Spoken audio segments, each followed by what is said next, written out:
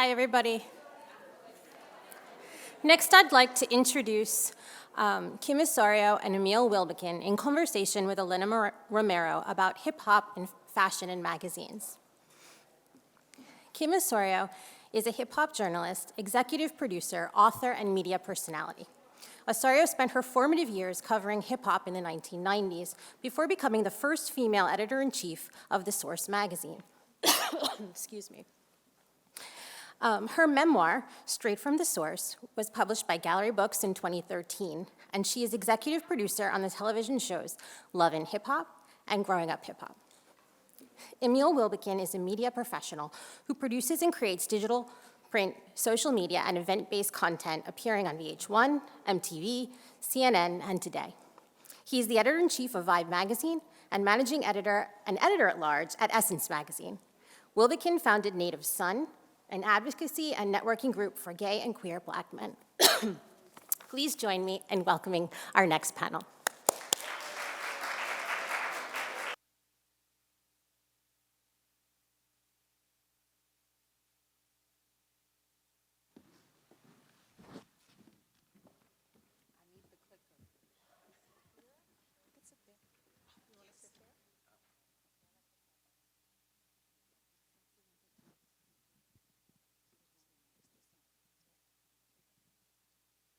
All right, how's everybody doing? Enjoying it so far? Now, I've got to tell you, I'm like a kid in a candy store because growing up and still in the game, the two magazines that I read the most were Vibe and Source. Okay? And so we've got Emil Wilbekin, founding editor of Vibe magazine, and Kim Osorio, the first female and only editor-in-chief of The Source magazine, only female-led. And so today's discussion is going to focus on these magazines, but really with the conversation really pivoting towards style. All right, so I'm going to start with Kim. Talk to us about the role that fashion played at The Source magazine. First, let me say hello to everyone. Oh, and the top over there, too. Hey. This is such an important conversation, especially because I used to say, don't ask me anything about fashion. I don't know anything about fashion. And through the years, in every walk of my career, I have realized how important fashion is. For someone like me who gets up in the morning and is like, I don't know what I'm wearing and I don't care, I'm also the girl that they criticize on social media for going to CVS in her pajamas. It's a very hard thing to discuss, or it used to be a very hard thing for me to discuss fashion. But I know I'm going off. You're like, that's not what I asked you. What are you talking about? Fashion, to me, is an attitude. And at The Source, it was all about your attitude. And then on top of that, of course, it's about what you wear, right? So many of the covers that we did at The Source were branded in what the artist wore. And that's how you remember the visual of who was on the cover. So, since you threw it up on the, I'm gonna cut it short there, because like, I said I wasn't prepared, I'm like, I have a whole speech. And then, this cover, this is a Nas cover. He's a hip-hop favorite. You can never go wrong when you have a picture of Nas, right? But what I love about this cover, and I wasn't there when we shot it, I have to admit, and I have to shout out fashion editors at The Source that worked with me, like Misa Hilton and Mike B, right? So these are fashion forward people in hip-hop, as I'm sure you guys have heard their names. And they were responsible for making sure the fashion pages, the fashion editorial in the magazine was hot, and the covers, right? But look at how hip-hop this cover is. When I look at this cover, you know what I see? I see the underwear. Can you say underwear? Yeah. I see the boxers come. You know, like who was on set taking the photo and say, hold on. It was probably like Mike B. Let me pull this down, or Groovy Lou. who also, Groovy Lou, yeah. Groovy Lou, also a big part, I don't want to leave Groove out, of course, a big part of the fashion pages in the Source magazine. But it's that, right? It's that little nuance in hip hop when you're doing a cover, when you're doing a story, when you're doing a photo shoot, and someone goes on set and does something like, let me do this real quick. Let me show the band of the underwear. That was popular back then. What was that, 2004? 2003? Is that Sarita saying yep? That's Sarita, right? Fact checking. That's the fact checker checking. right there. She has all of the information. So good with that. So yeah, that's something I think in the, and I can't even break down the clothing here because again, I don't remember being there. But it's everything, right? It's the stylist, the jewelry, it's the watch. Okay. You want me to go on or we're going? Oh, we're still doing my covers? Oh yeah, we're doing you're all the covers. Oh God, how much time we have? Okay, so the Foxy Brown cover. So I wrote this cover story, I believe it was back in, and it's funny, Emil, I think of this cover and I think of that Vibe cover. Oh, yeah, that one. This is not that panel, Emil. So we worked really closely to get a great image of Foxy here, and she's one of those artists that's very particular about the way she looks on the cover, right? But as you work with artists and you realize it is important, right? We see nowadays when a cover drops, we didn't have social media back then, right? Look at what just happened with the Rihanna and A$AP Rocky cover that came out. Yeah. And all of the conversation around that. Yeah. I always think, was this plotted in media? Did they Right. do this on purpose? Because we used to do things at the magazine where we would put things out just to see what the reaction was going to be from the audience. So this cover here, very subtle, but I love, my favorite thing about this Foxy cover are her earrings. I don't know why. That's just a thing that, like, those large hoops never go out of style. Never go out of style. So I have a jeweler making me a new pair right now. He keeps calling me saying, I'm trying to get them right. They're too thin, but I want them thin, right? Beautiful, like jewelry, accessories, but nothing there really besides the earrings that I think will really stand out on this cover. Okay. This is one of my favorite Source covers, and I picked this cover, but there's no fashion here, right? That's what you're thinking? That's what I was thinking when I was like, Kim, when I went over it this morning, I said, why'd you pick this cover? There's no fashion here to talk about. But again, I think fashion is an attitude. So what are they wearing in every one of these photos? I mean, this is a really important cover for us.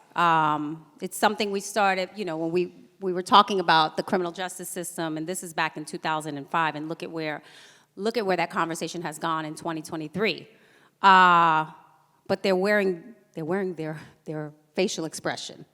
That's what I can say about this. That says everything. And I think in hip hop, like I said before, I never really thought about what it was to me or how much fashion meant, but it really becomes about the attitude and the swag that you have.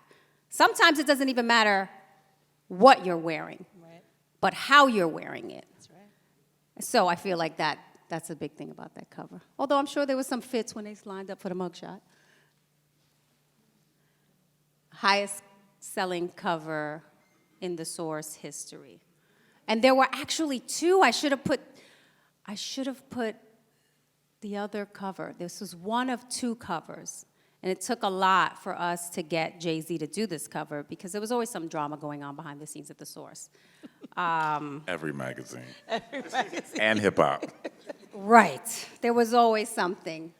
But this cover here was a very important cover to my career because, one, getting Jay back on the cover of the Source after some drama, some behind-the-scenes drama had happened was a big deal. It was 1 year after the Towers, and that's why we decided to go with the Empire State in the background, just to show that the dynasty that still stands, the Empire State still stands, we're not here. I mean, we're still here, not going anywhere. And, you know, typical, I think, rock-aware fashion. Is that what they're rocking on there?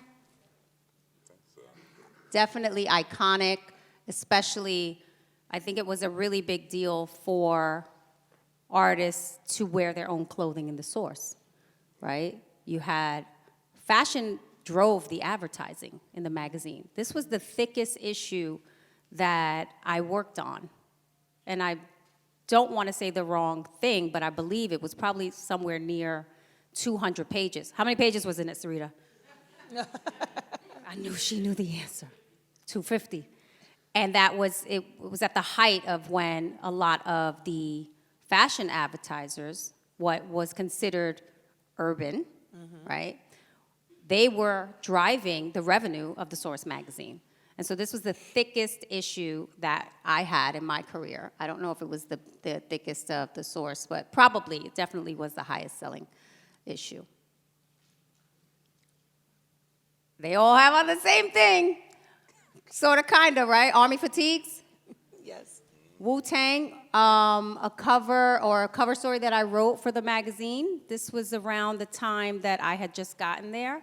But we can't forget about Wu Wear, and it's crazy because I just watched the episode that they had on Hulu, and they were talking a lot about what they did on tour and how they pushed that brand and their clothing by just being at the height of their career. And this was, I think, before, or I think they were they were ahead of the game, I should say, in terms of like branding yourself and realizing just there was another revenue stream besides music. It was clothing, because people were coming to the shows, and they had this on that episode. I think this part of it is true. People were coming to the shows wearing the logo. Right. Yeah. And that was like an aha moment, because, you know, a lot of the clothes, I think, before they had launched this was probably people just doing it themselves and bootlegging. So it was groundbreaking what they did. And I remember before I got to the Source, one of the Wu-Tang covers, and I believe the story was like something happened at the shoot. I was not there, so I can't say what happened at the shoot, Sarita. But I will say that the logo ended up being the cover. And it was one of the most impactful covers. I don't have it here, but it was one of the most impactful covers of the Source magazine. And that's how strong the logo was to hip hop. And I think that was a statement. And then years later, we saw so many people just slapping, before they were even thinking, I think, about really what was gonna go in to the clothes that they were making, just slapping the logo was such a big deal. And they were so important to hip hop. And who would have thought we got Wu-Tang Crocs now? Exactly, right? Yeah. That's how far we've come. And I think it all started just by the branding that we had in hip hop. All right.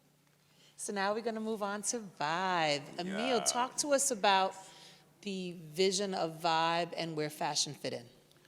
So, I mean, Kim says so much about fashion really being an attitude, right? And I think I agree with that 100%. I think the other thing that's really important that you said, Kim, was, you know, the artists come with so much style and flavor on their own. And that's what I love about hip hop, right? Like Michaela Angela Davis has this great quote, putting a hip hop outfit together looks easy till you try to do it, right?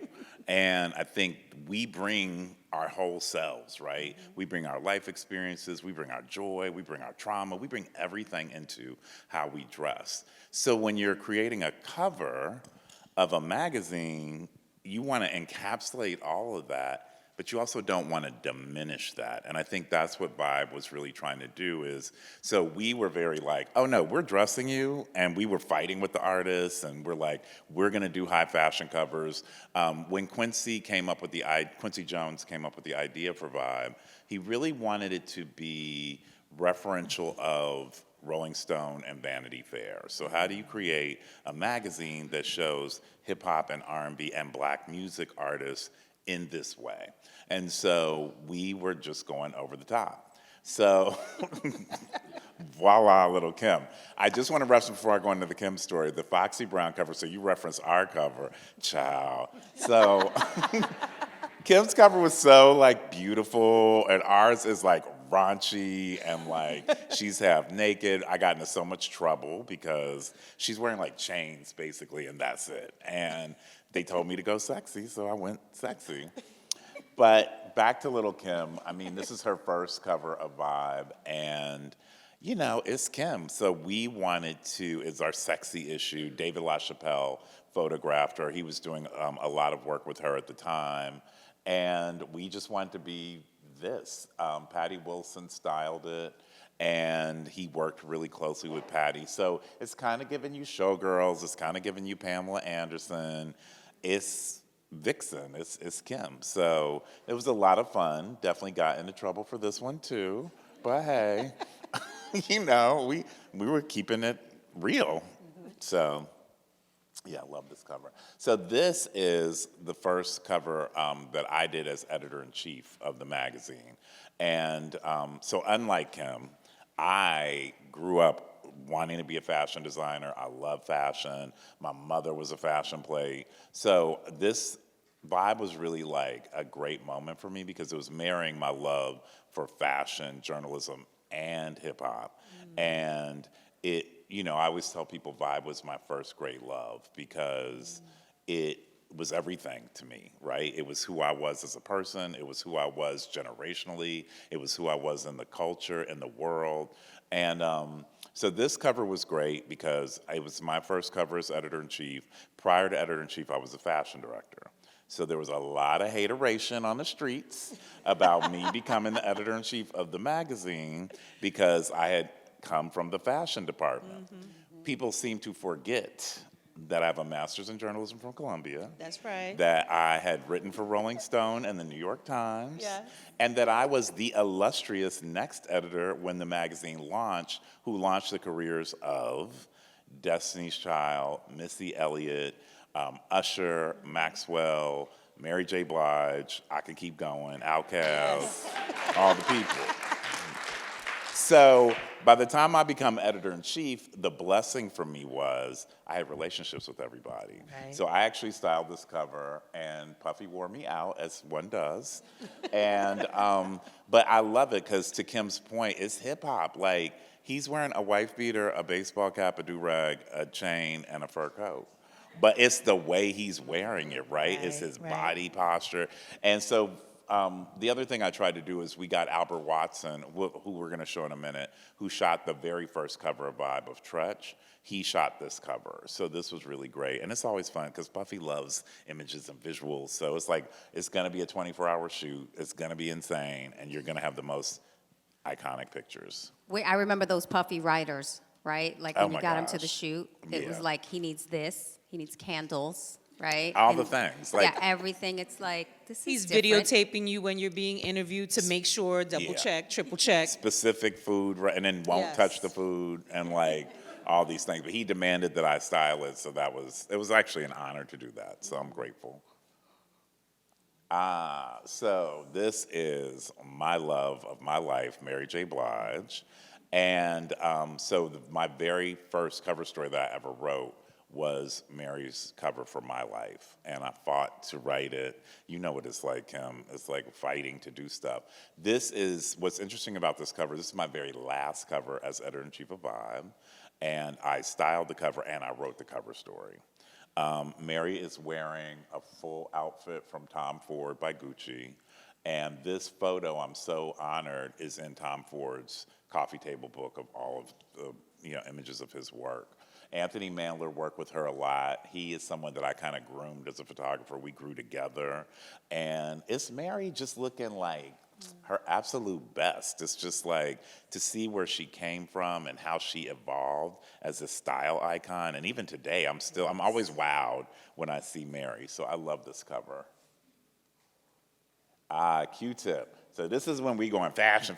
So this was, we're like, let's go. So this was one of our spring, I think it's spring I'm about to say Sarita, yes, spring, March 2000 fashion covers. So what I love about this cover, so Q-Tip has a very specific style and swag, and again, like most of the artists we were shooting, does his own thing. So we got Tommy Hilfiger and Tommy Jeans to customize. This was the craze of customized jeans. So we got them to customize these jeans. So you see feathers and jewels, and I remember it was like we got them like literally delivered to the shoot because they were like, we want them to be right, and they kept sending me pictures, and this is like emails. This is probably before text messaging, so it's like, check your email for the picture of the jeans. But this came out really great, and again, it's just simple. I think the thing about hip hop fashion is it's not super complicated. It's really like the attitude that makes the look. So, again, a lot of wife beaters, bandana, but the jeans are popping. Like, you just need one thing to just pop it out. So I love this cover. I just have to say this.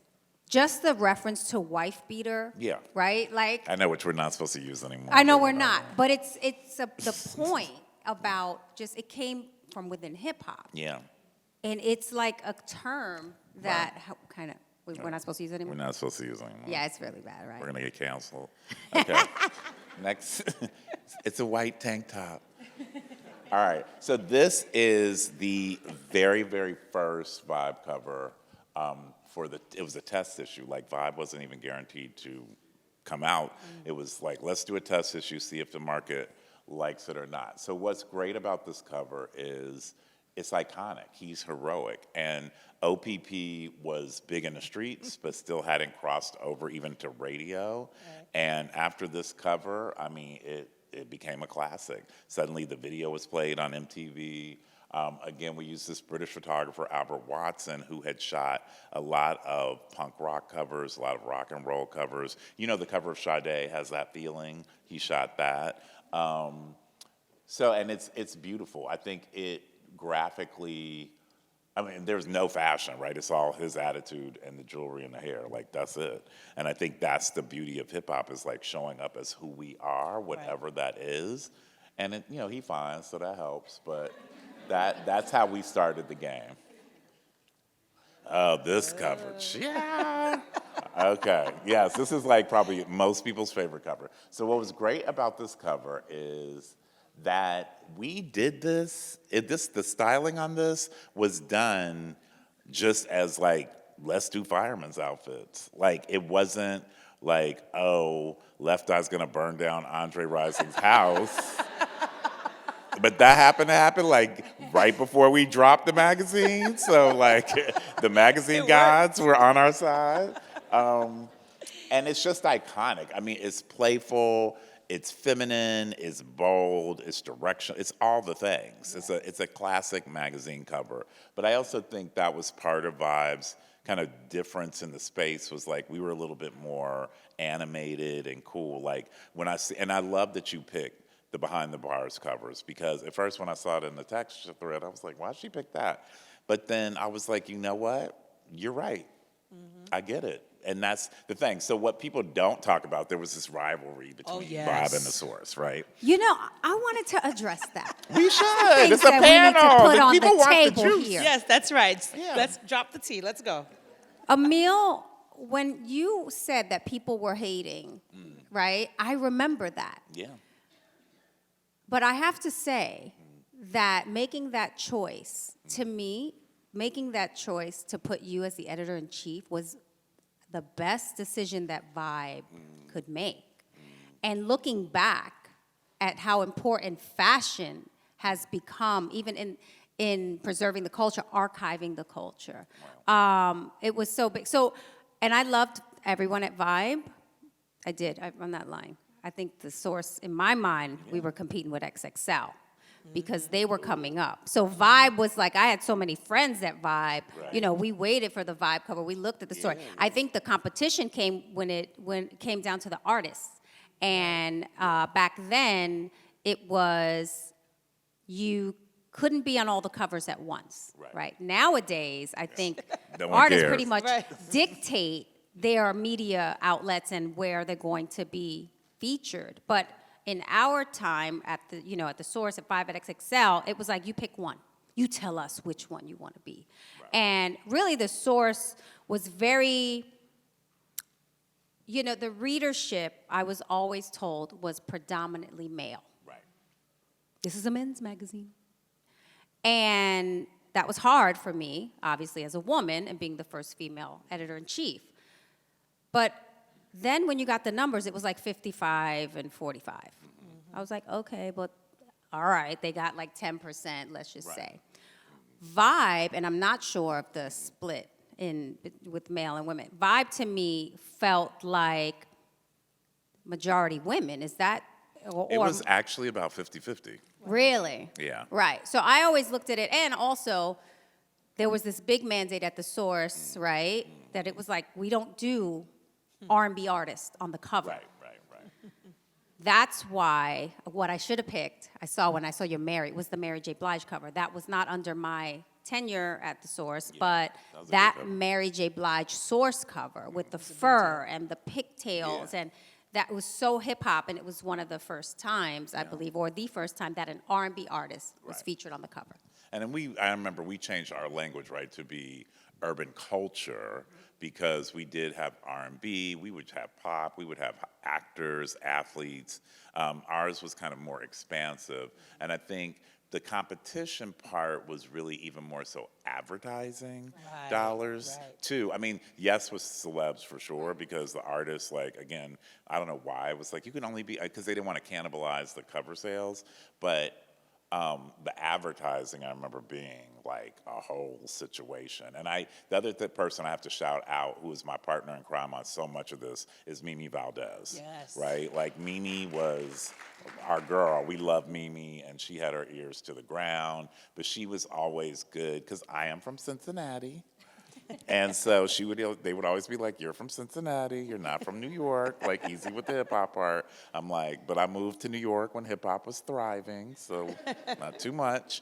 But you're absolutely right. It's interesting, like, how do you hit that balance of what men will be interested, what women will be interested, and not making it too feminine, and not all the things. Like, it was an interesting time. And what I loved about Vibe is, and I don't know how much of this came, into play, was, at least for us at the source, when we featured women, it was like, it had to be sexy. Yeah. Right? Same. So, but I'm trying to think of some like iconic Vibe covers that were women that weren't necessarily, we did a lot of women in bikinis, let's just, we did a lot of that. We did a lot of the sex issue, right?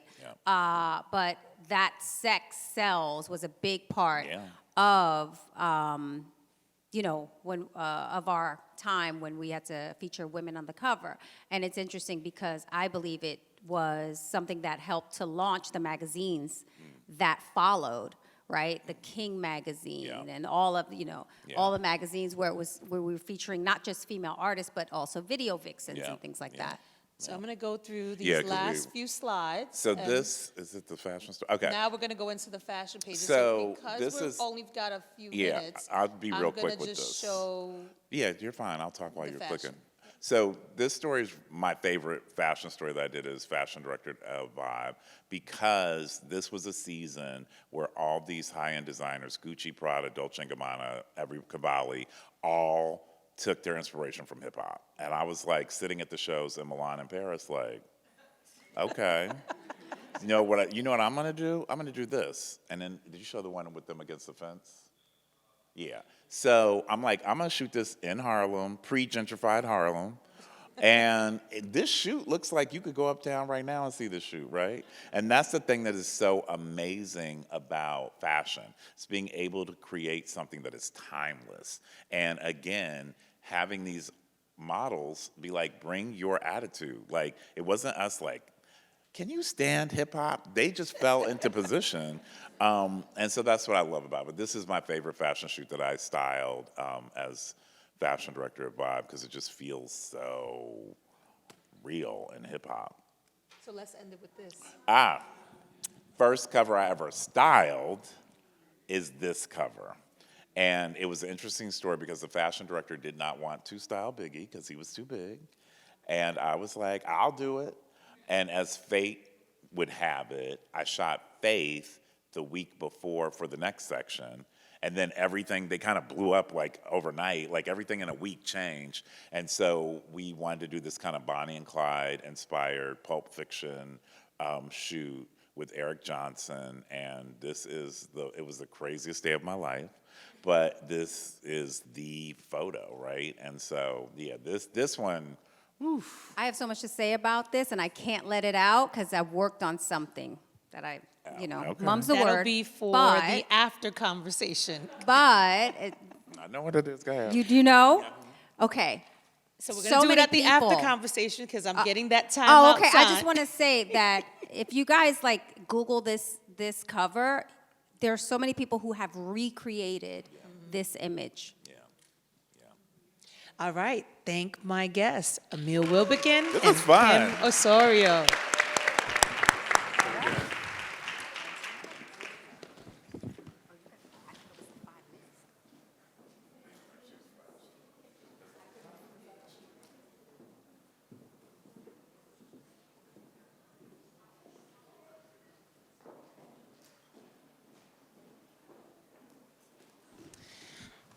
Huge thank you to all of our speakers this morning, and we are going to be taking questions for a few minutes before lunch. Does anyone have a question for our speakers? Anyone? Have Don't. them line up or? Yes.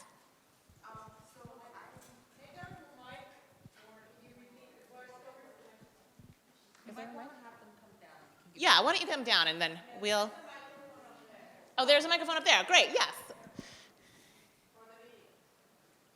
So I missed part of the beginning, but I just want to ask, like, how did you have the vision so long ago to create this career for yourselves and be able to be, so important in the history and like we had just talked about the archiving,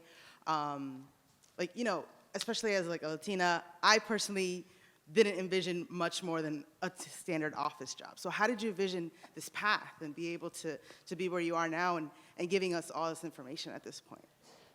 Well, I think the thing about hip hop is that we never think we're going to do one thing. In fact, traditionally, America tells us you grow up, you go to school, you get the job, you buy the house, the 2.5 kids, and that's happily ever after.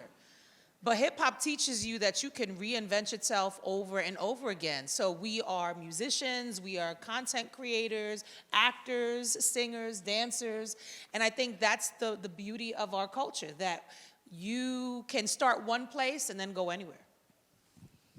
Do any of the archivists want to speak to this question?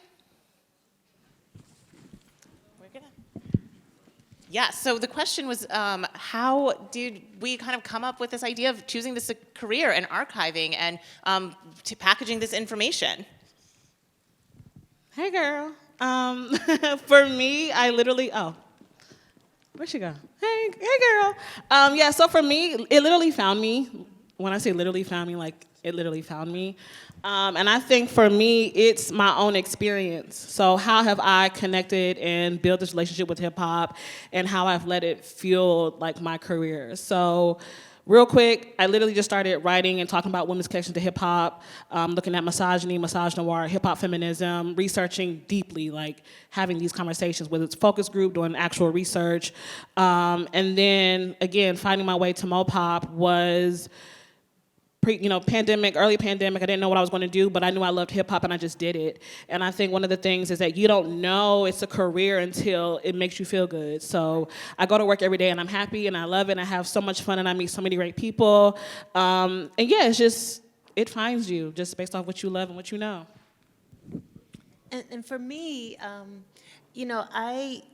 started working at Yo MTV Raps when I didn't even have cable in Paterson, New Jersey. And, I'm first generation Colombian American, and my mom worked in a factory, and I didn't want to do that. And so I looked at hip hop as my way out to creating solutions. That's the first thing I wanted to do. I hated the images that I started to see, and I wanted to counter the narrative, and then it was like, okay, then I'm gonna build this institution, and I'm gonna build my own film festival, and then that's how I started to just evolve. Oh, I got mad stuff. Kim, I got all your stuff. Yeah, my connection to how I got into archiving was a problem. I started researching around hip hop journalism. Again, shout out to Emil and Kim one time, and there are countless other journalists who were doing that work. And I couldn't find the magazines online. I couldn't find Vibe online. This is before Google Books had it online. I couldn't find a source. I couldn't find Double XL. I couldn't find Stress. I couldn't find Ego Trip, et cetera, et cetera. That led me to collecting all the magazines. And I'm like, when I started interviewing these writers, I'm like, yeah, so Emil, read this joint.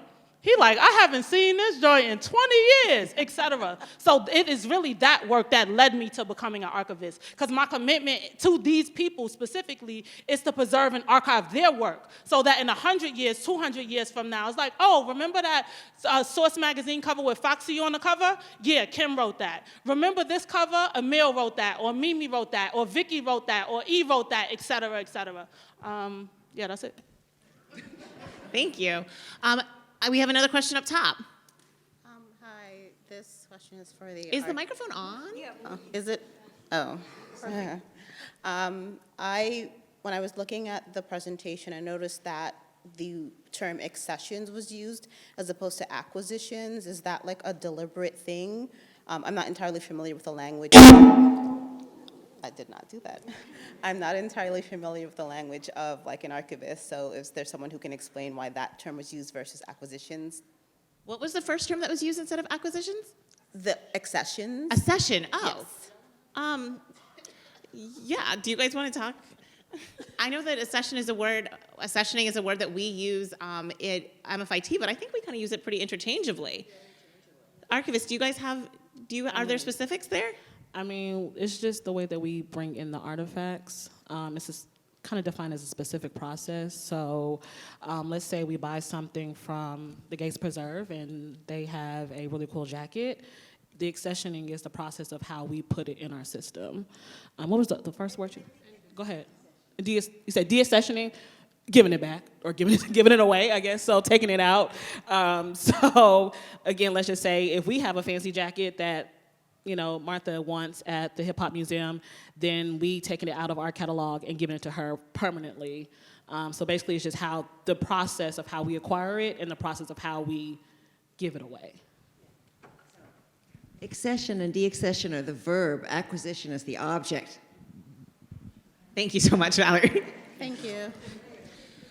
We have a microphone up top. We have a microphone down here. Are there any other questions for any of the morning panelists?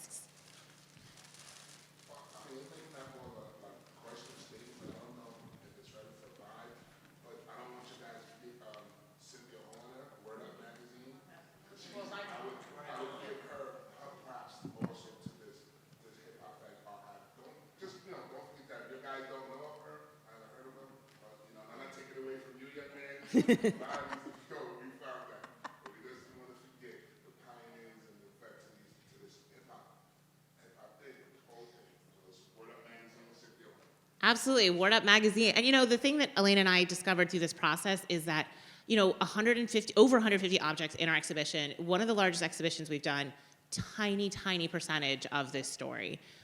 So we're blessed with so many amazing speakers today. 0.5% of the people who could have been here telling all these amazing stories, 50 years of them. Another question. Yes. Oh, good. Hi, Matthew Allen, the Griot. Thank you, everybody, for coming. This has been a great learning experience. My question is for Emil and Kim. Vibe and Source, particularly Vibe magazine, was a big part of my formative years and my adult years. And because of social media and because of the internet and things, a lot of magazines have gone just to be internet-based, but we still have physical magazines of things like Vogue and stuff like that. What do you think it's going to take for publications like a Vibe or a Source or a Black publication that still has a physical copy to be able to bring in the kind of attention and photo shoots and fashion covers the way that Vogue has and those sort of magazines have? Good question. Well, as we see today, it's been really hard for a lot of the brands to survive, and I want to shout them out because they are still here and they are still doing their things. But I think it's going to take some really good, creative people behind the scenes to do the same things that other magazines are able to do. And it's going to take support of the hip-hop culture. One of the things that we're seeing with social media and how quickly things travel online is the irresponsible journalism that comes along with that. Very so well said. You don't have a lot of fact-checking. And until artists actually step up and I hate to say it, but essentially take that to court, right? But we've seen it a few times, right? We've seen it with Cardi. We've seen it with 50. We've seen certain artists who do have the resources to, and the legal teams to take the brands to court and actually say, no, this was irresponsible, this is what you did, and you need to correct that. I don't know if you guys know what's going on, but the whole yes, I'm very, very aware. Right. You see the shade room and the posting that they've had to do just to be able to combat what happened and what the decision in court was. So I think it's going to take more responsible journalism and more creative journalism to keep those brands and the print publications thriving. Thanks. Yeah, and I agree with Kim. I think, it's wonderful that we're sitting here talking about the fashion and the covers and the presentation, but what was really the point of difference for these magazines was that the journalism was exceptional. Right. And it was fact-checked, and it was secondary and third sources and court documentation and all the things. I think I struggle with black media and how seeing mainstream magazines, I love the Rihanna, A$AP, and the Baby cover, but I'm like, that would have been amazing for a Vibe or The Source. Yeah, or exactly. That's why I asked the whoever, question. Or Ebony or Essence, you know what I mean? And we're seeing that more and more and more, right? And so I applaud Ebony and Essence for fighting the good fight and still, doing some print magazines, but continuing to do digital covers. But where I struggle with the hip hop part is we are such innovators. And so why have we not made that leap into the digital space to continue telling our stories for us, by us? So, that part. And for my Thank you very students much. in the audience, this is why you take AC 141, Intro to Journalism, so we can teach you the difference between opinion and facts. Shameless plug. That's right. Thank you, guys. We have another question up top. Hi, this question is for Emil and Kim. Emil, you spoke a little bit about the difficulty of dressing Biggie for this cover, and I wanted to know what are some other challenges you faced acquiring pieces to style hip-hop artists. There's a lot of different shapes and sizes, and sometimes the brands didn't want the proximity to hip-hop, so I just wanted to hear a little bit more about that. I had to stand up for that to answer you and face you properly. So, yeah. So the interesting thing about that time with Biggie, this is before we had Big and Tall anything, right? It was like just the beginning. And he wore a lot of Carl Kanai in the beginning because Carl Kanai made Big and Tall stuff. The suit he's wearing we got from Rochester Big and Tall. Now there is so much more opportunity, right, for us to style people of all body sizes and shapes, and that's amazing. So that's different. In terms of the struggles, we were like, we want designer clothes. We want all the things that the rappers are shouting out in their music. And that was a struggle for us. We really fought the good fight. And Mark Ekstrom and Bevy Smith were like our advertising people. They really, really took like street style images before we had street style, like in Harlem with real people wearing designer clothes, and took it to these fashion houses and were like, look, and then they would show the work we were doing. But people didn't want to give us those clothes.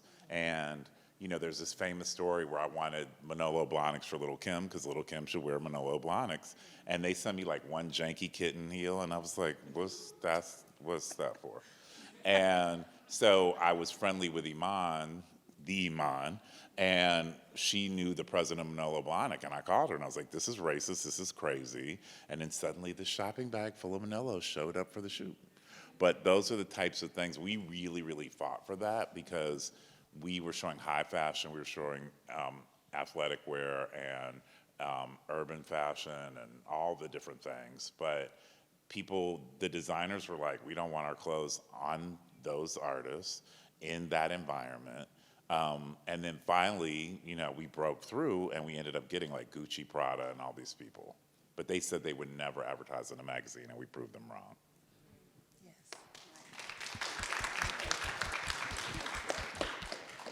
I mean, I don't really have much to add to that. I think that Emil answered very well, and at the source it was a lot different. I don't believe we had Gucci, Prada, Fendi in the magazine. And so, and a lot of stuff that came in sample sizes really, I mean, you guys know.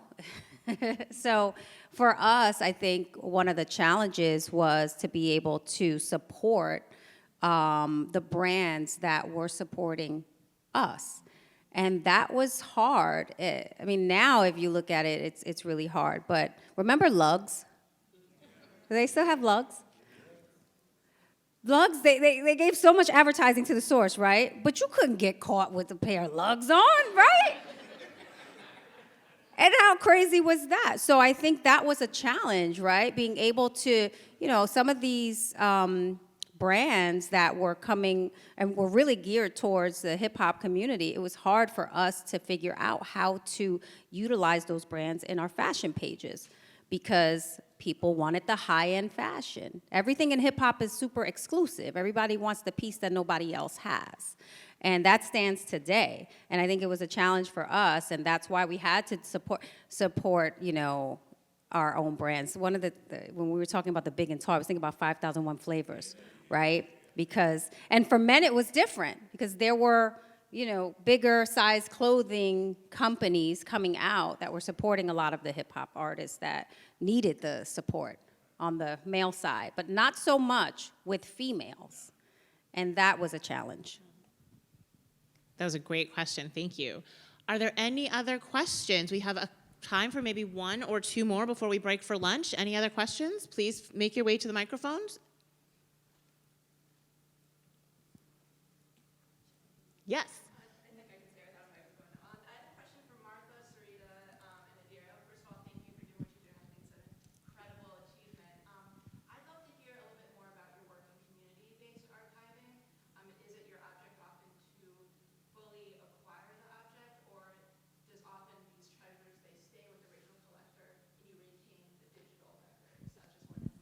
And I'm just going to repeat that her question was about community archiving. Sarita here. Sorry. The light. So how we've been able to support with community archiving is one, we always keep young people on deck, 100%. We have a digitization rack in which we are going to be working with Martha, hope you know, to get some young people to, one, learn how to use it. But as far as it goes around like copyright and retaining rights, I think one thing that separates the Gates Preserve versus a lot of other institutions, we're committed to supporting the people who have donated, who have allowed us to archive and preserve their collections, with supporting them with monetizing their collections. So we're like, hey, shout out to Uncle Ralph. We're really grateful and honored that he has chosen us to archive and preserve his collections. We're like, oh, we're gonna run it up. We're a part of these 5 film programs, great. Uncle Ralph get a check, Uncle Ralph get a check, Uncle Ralph get a check, Uncle Ralph get a check, et cetera. So that's kind of like one way that we've been able to kind of like maneuver that, is supporting the artist, whatever the artist looks like, whatever the artist has, with monetizing it.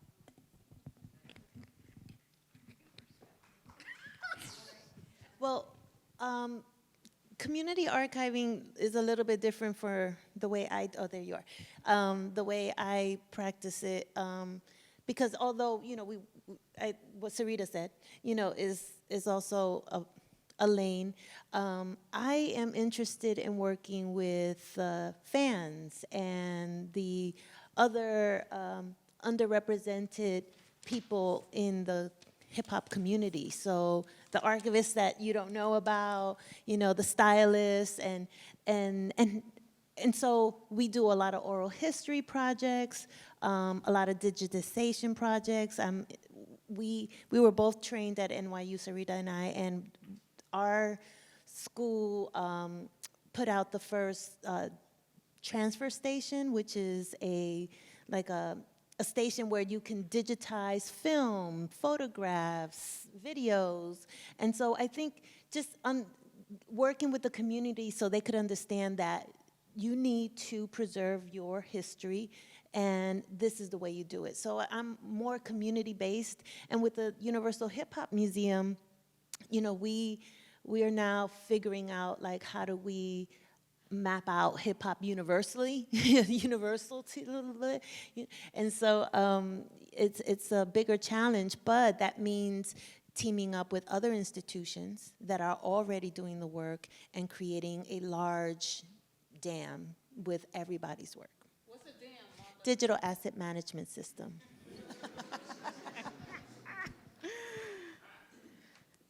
Hey, for Mopop, it's a little bit different because with the current archive that we have, it was pre-collected before I got hired on. But the good thing is that I think kind of going off of what Martha says is like when we come to like oral histories, that's kind of like the pride for me. I think that when it comes to acquiring artifacts, when it comes to accessioning, again, we have a really strict policy on copywriting, making sure that we give credit to people who have created this work. So for me specifically, as I've been working to add onto the archive, that meant what is missing and who do I need to reach out to figure out what is the best method and who's the best person to get that accurate information from. So that may mean centering people who aren't in the archive. So centering Black women, centering artists from the South, centering, you know, up and coming journalists, artists, photographers, and making sure that I allow them their creative voice and their creative art to shine in the things that they give us. I also am so afraid of asking people for stuff because I hate, while I know I have a job to preserve these things, I hate taking things from people, and I want to make sure that if I am purchasing or we are doing a loan, that I am holding up a certain type of value of preserving and respecting the artifact. And I think that's something that a lot of people who just kind of buy off of these major auction houses, they don't understand that this is a piece of somebody's life. And I know that when I acquire these artifacts that I'm going to take the most precaution to respectfully and to preserve their artifact, to know that, let them know that this is theirs, but it's also something that I'm sharing that is personal to you. Can I just add one more thing? Because recently, our partners at the Apollo and the Massachusetts Hip Hop Archive reached out to me to return some video that belonged to the Bronx. And so I think that's really important, that institutions understand that local, regional archives are necessary to tell our bigger hip hop story. And so that's why the network or the alliance is being built, so that we can return things to people as well. I love that because we hear in the news about, you know, bronzes going back to Benin and places like that, but it's, you know, all of these are beautiful, important archives that should be in their local communities. So I want to thank you guys for joining us for our morning session. We're going to break for lunch, and we're going to come back at 2 p.m. for our afternoon session.